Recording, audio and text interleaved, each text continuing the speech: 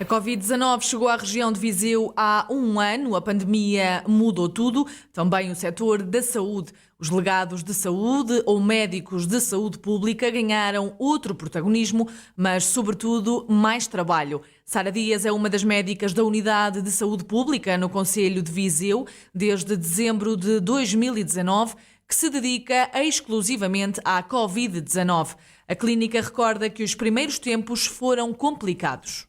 Aceder aos testes era difícil, o tempo de resposta dos testes era prolongado, e nessa altura era difícil, mas eram os recursos que tínhamos, porque ninguém estava, por muito boa preparação que se tentasse fazer, era muito difícil estar-se completamente preparado nesta situação, e penso que foi uma coisa transversal globalmente a todos os países, e isso foi difícil. Depois foi difícil também aquela fase em que houve um maior aumento e não tínhamos os recursos. Depois foi necessário formar os recursos para nos poderem ajudar. Sara Dias fala de um ano onde foi necessário reforçar equipas, combater a dificuldade de recursos humanos e intervir em instituições onde o desespero estava instalado.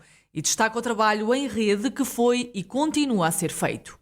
Houve situações em que se verificou, devido à evolução do surto em determinadas instituições, uma escassez de recursos humanos nessas instituições para prosseguirem o seu trabalho. E isso é sempre muito difícil, mas se houve alguma coisa boa que a pandemia nos trouxe, foi precisamente este trabalho em rede que foi fortalecido com a pandemia. Ou seja, nós passamos de um problema que é de saúde, mas deixou de ser só da saúde, e conseguimos o comprometimento de várias instituições no combate a esta pandemia. Palavras da médica Sara Dias em entrevista que pode ler em jornaldocentro.pt.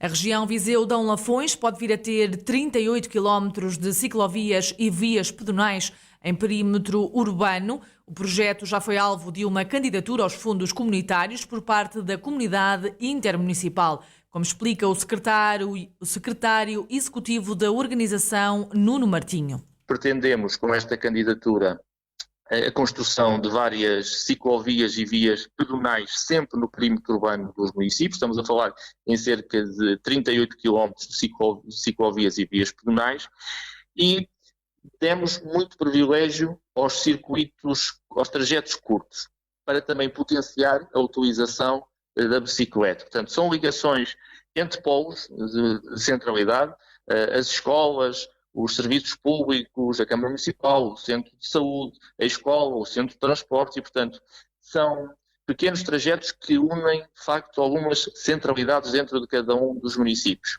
A candidatura representa um investimento de 6,8 milhões de euros e prevê ainda uma aquisição de bicicletas. Pretendemos também, e está nessa candidatura, começar a potenciar o uso da bicicleta através do serviço de bicicletas partilhados. E, portanto, temos a aquisição de mais de 100 bicicletas partilhadas, bicicletas convencionais, noutros casos também podem ser elétricas, e também já um conjunto de 45 estações e 320 docas, sendo que este sistema de bicicleta partilhado foi previsto já na candidatura, na possibilidade dele, num momento, ser escalado e escalável para maior número de bicicletas. Nuno Martinho, secretário executivo da Comunidade Intermunicipal Viseu-Dão Lafões, região que quer ter 38 km de ciclovias e vias pedonais em perímetro urbano e um sistema de bicicletas para a população se deslocar. A geração Arrasca saiu à rua há 10 anos. Em Viseu, o movimento também se fez ouvir pelos protestos na rua e por se ter manifestado num jantar-comício com o primeiro-ministro na altura, José Sócrates. De lá para cá, os elementos do grupo em Viseu ficaram mais velhos, mas nem por isso a sua situação precária mudou. É o caso de Daniela Fernandes, ela que é formadora numa escola profissional e animadora num lar de idosos. Na altura estava à Arrasca, mas não quer dizer que não continua à Arrasca.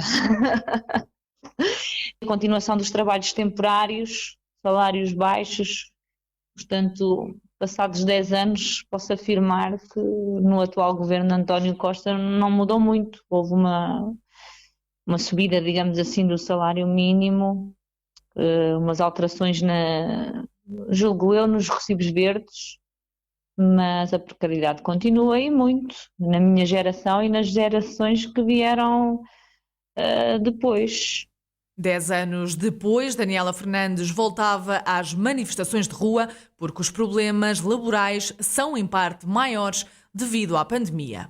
Esta geração que veio, esta e outras tantas que vieram depois de mim, deviam se juntar, porque eu juntava-me a eles novamente, porque eu acho que está a aumentar muito a questão do trabalho temporário. Há muito abuso laboral, mesmo. Esta geração está indignada tanto quanto eu estava há 10 anos. Se está menos interventiva, aqui a questão é que a intervenção atualmente não se faz tanto na rua, mas faz mais em redes sociais. Isto é uma opinião muito pessoal. E agora esta situação da pandemia também não nos permite, não nos dá muita margem de manobra para ir para a rua, fazer-nos ouvir. A desilusão é grande para os elementos geração Arrasca, que não viram a sua situação alterada. As memórias da geração Arrasca em Viseu, que continua 10 anos depois. A Arrasca, talvez agora ainda mais por causa da pandemia. Esta segunda-feira foi dia de desconfinamento para muitos negócios, nomeadamente cafés e cabeleireiros. Maria João Viegas, proprietária de um café em Viseu, confessa que nunca pensou em encerrar portas. Esperamos que as pessoas abram os olhos e o coração a novos dias, novos tempos, com todas as precauções devidas, obviamente. Resistimos sempre, resistir é o nosso lema, porque temos que viver, temos que trabalhar, temos que ganhar e desistir não faz parte do meu feitio. Ontem reabriram também portas cabeleireiros, barbeiros e centros de estética. Ana Ferreira é maquilhadora e diz sentir-se a salvadora da autoestima de clientes que já não via há 2 meses. Saudades todas das minhas clientes, não é? Foram praticamente 2 meses. Hoje é dia 15, nós fechamos no dia 15, 2 meses sem as ver. É muito difícil, não é? Que a gente habitua-se a elas, fazer o trabalho é espetacular. Sente-se aqui uma salvadora da autoestima, não é? Verdade, verdade. Eu sei que sim, chegam todas aqui, todas aflitas por nós. Isso é bom, não é? É bom saber. Teve ontem início a primeira fase de desconfinamento em Portugal. Alguns negócios começam a reabrir as portas.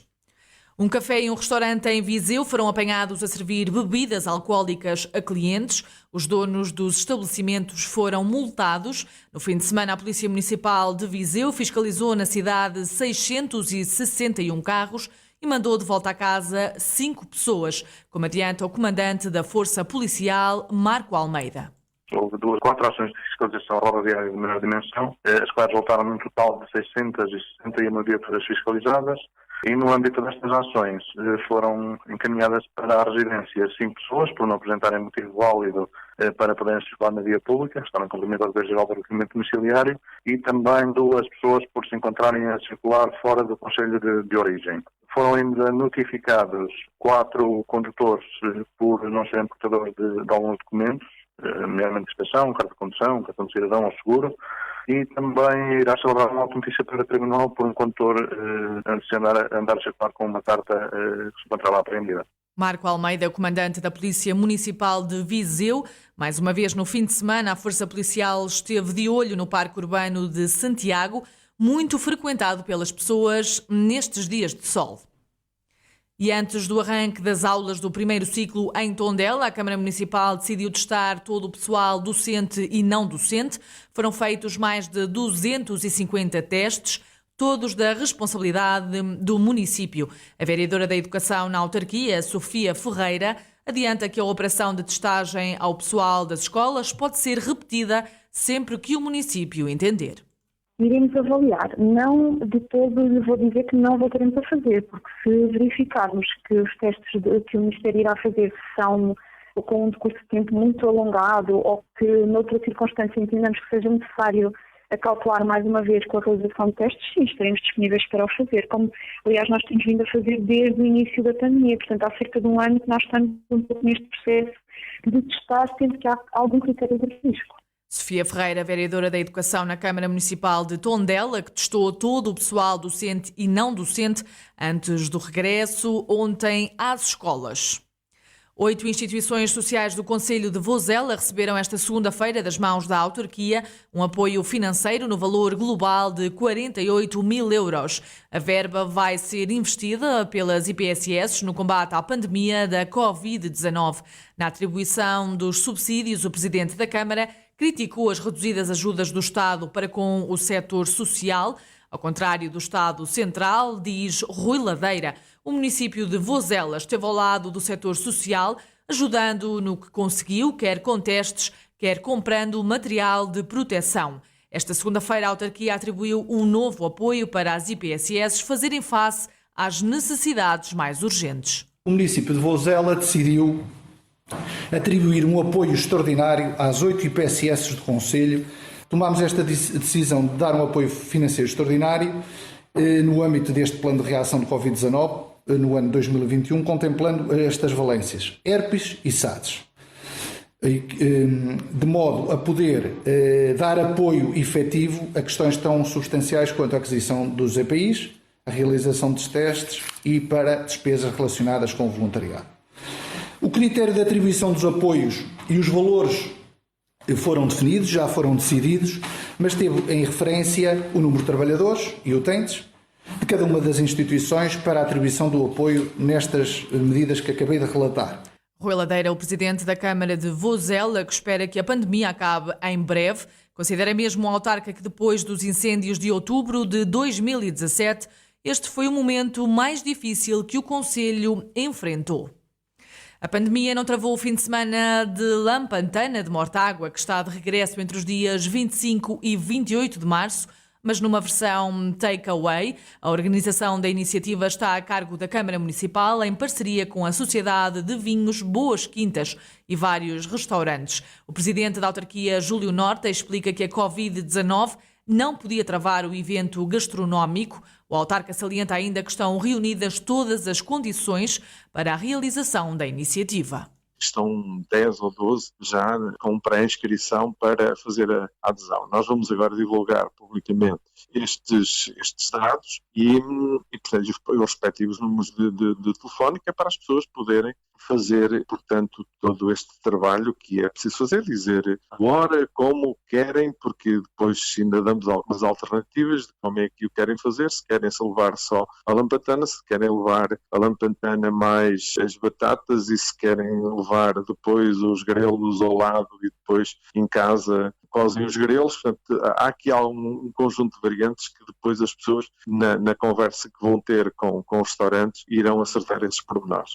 Júlio Norte, o Presidente da Câmara Municipal de Mortágua, onde de 25 a 28 de março acontece mais um fim de semana da Lampantana.